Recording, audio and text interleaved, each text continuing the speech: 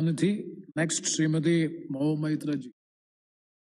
Honorable Chairperson, sir, I'm very disappointed.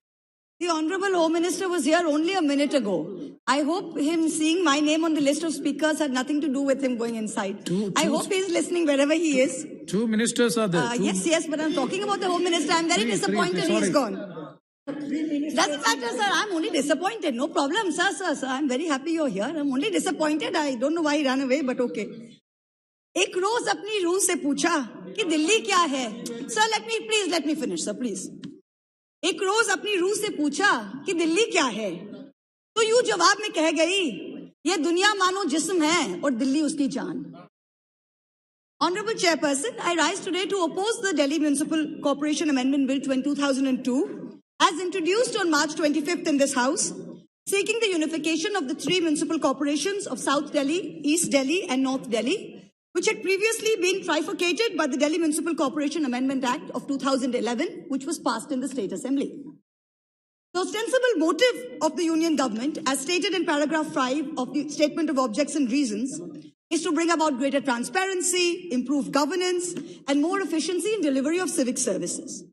However, the timing of introduction of this bill in the backdrop of the delay by the Union government in conducting the municipal elections in Delhi tells a rather contradictory tale. The state government of Delhi had moved the Supreme Court only 1 week prior to this bill's introduction in this House, seeking expeditious municipal polls in Delhi and alleging brazen influence and flagrant meddling by the central government in election matters. Rajaji, please, Supriya ji, please. Immediately on the heels of the enactment of the Government of NCT of Delhi, GNC-TD Act 1992, the Delhi Municipal Corporation Act 1957 was amended with effect from October 1st, 1993. The salient feature of the 1993 amendment was that it vested control of the corporation in the elected government of Delhi, that is the state government of Delhi. The insidious nature of this Delhi Municipal Corporation Amendment Bill 2022 is that under the garb of unifying the three corporations, the central government is seeking to usurp the power of superintendents hitherto vested in the government of the NCT of Delhi and assuming this power in itself. The central government has arrogated unto itself the task of taking decisions on behalf of the citizens of Delhi in blatant disregard of both the scheme of the constitution and its statutory framework. But remember this is Delhi, the heart and soul of India. जनाब कैफ ये दिल्ली है मीर और गालिब की, यहाँ किसी की तरफदारियां नहीं चलेगी. What is wrong with the Amendment Bill 2022? This is once again a consistent pattern of blatant disregard of cooperative federalism by the Union government. The seemingly innocuous substitution of the word government, which currently means the government of NCT of Delhi, with the word central government, strikes a blow to federalism and accountability. Under Section 221A of the Delhi Municipal Act 1957, the government means the government of the NCT. But now this Amendment Bill 2022, Section 2C, in Sections 1, 3A, 5, 6, 32A, 55, 56, 57, 193, 330A, and 499, for the word government, wherever it occurs, the word central government shall be substituted. Section 3 of the old Act said corporation to be notified by the government, maximum of 272 seats, and number of reserved seats to be determined by the government of the NCT. Section 5 of the new bill amends Section 3 of the old Act and says the corporation is to be notified by the central government, not the government of the NCT, a maximum of 250 seats, that is a reduction of 22 seats, and the number of reserved seats is to be determined by the central government. But there is no clarity, as Mr. Manish Tiwari before me said, there is no clarity on when this delimitation will be done. Section 479 of the old Act says any notification under Section 3A to be laid before the Legislative Assembly of Delhi, which is altering the number, name, area of any zone or ward. The new bill of 2022 requires that such notifications are now to be laid before Parliament. The powers of the state government now taken over by the centre include division of the area into zones and wards, delimitation of wards, power to alter or amend delimitation orders, declaration of assets by councillors, salaries and allowances of ward commissioners, power of the corporation to consolidate loans, and lots of other powers. Under the scheme of the Constitution of India, the power for unification, trifurcation of the municipalities of Delhi vests with the Legislative Assembly of the state and not with the Union government. Article 243P, Article 243R, and Article 246S of the Constitution of India, read with rules 8 and 9 and entry 1 of the schedule to the transaction of business of the government of the National Capital Territory of Delhi rules, 1993, very clearly assigned the power to constitute municipal corporations to the state. Yes, you can say that Article 239AA of the Constitution allows the union government to legislate on this, but it must pass the test of constitutional morality. The Constituent Assembly Debates 1948, Volume 738, lays out that constitutional morality means to bow down to the norms of the Constitution and not to act in a manner which would become violative of the rule of law. The central government, in bringing this bill, is in clear breach of constitutional morality. In addition, this bill is in violation of Article 243U of the Constitution of India vis-a-vis the delay in conducting municipal polls in Delhi. The polls were supposed to be in April 22. The State Election Commission had come out and even said that they would be on track when suddenly this bill was brought in. Article 243U deals with the duration of municipality and says clearly that any election to constitute a municipality shall be completed before the expiry of its duration specified in Clause 1.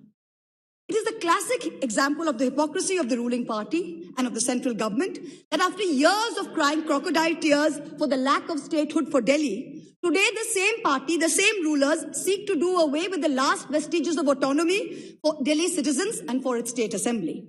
Let us examine the timeline. 1996, BJP's election manifesto, full statehood for Delhi. 1998, under Madan Lal Khurana, the former Delhi CM, the BJP raised the pitch for full statehood for Delhi. 1998, BJP's election manifesto. One of the proposed constitutional reforms was full statehood to Delhi, along with the abrogation of Article 370 and separate states for Chhattisgarh and Uttaranchal. 1999, BJP's election manifesto for the Lok Sabha elections, full statehood to Delhi. 2003, the State of Delhi Bill, introduced by the BJP-led NDA government under Prime Minister Vajpayee, Deputy Prime Minister Banerjee, sent to Shri Pranab Mukherjee, who was then head of the Standing Committee for Home Affairs, for consideration. June 2013, the BJP supported full statehood for Delhi in the political resolution accepted by the party at its two-day national executive meeting in Goa, when the Delhi BJP president was Vijay Goel. 2014, BJP's vision document referred to full statehood for Delhi. Please note the about turn today. There are some holy men in the ruling party who say that they cannot tell a lie. There are some unholy men who seem to not be able to tell the truth. But the majority seem not to be able to tell the difference between the lie and the truth. That is a sorry situation today. Let us examine the allocation of funds to Delhi. The collection of direct taxes from Delhi alone in 2009-10 was 13,500 crores, and in 2021 was 70,800 crores. Despite a five-fold increase in the collection of direct taxes alone in Delhi over this period, disbursement from the union government to the GNCT of Delhi remains pegged from the year 2002 at only 325 crores. All the other states get enhanced share in central taxes, not Delhi. The 15th Finance Commission allocated grant in aid of rupees 4,36,300 crores for local bodies for the award period 2021-26, the 5-year period. But as per this, the GNCT of Delhi, the local bodies of Delhi were omitted on the principle that only states are covered under this award scheme and Delhi is a union territory. The centre has frozen the allocation of direct taxes to Delhi at 323 crores for more than a decade, whereas more than 40% of direct tax is contributed by Delhi alone. When it comes to funds, all other municipal corporations receive grants in terms of the Central Finance Commission recommendations, but Delhi is denied on the faulty excuse of it being a union territory. This bill replaces the government of NCT of Delhi with the central government. It does away with the position of the director of local bodies to assist the government, and instead allows the central government to appoint a special officer to exercise powers and discharge functions of the corporation until the day which the first meeting is held. This bill has no place in Parliament. The State Assembly of Delhi alone is the competent authority to legislate on this matter. After Part 9A was inserted into the Constitution of India with effect from June 1st, 1993, the power to constitute municipalities lies with the state governments in terms of Articles 243P and 243R of the Constitution of India. Secondly, as per Article 246, read with the 7th schedule, entry 5 of the state list, powers to constitute municipal corporations is with the state. Now I ask you this question. Modi hai to mumkin hai. We accept it. You have just won 4 states. No problem.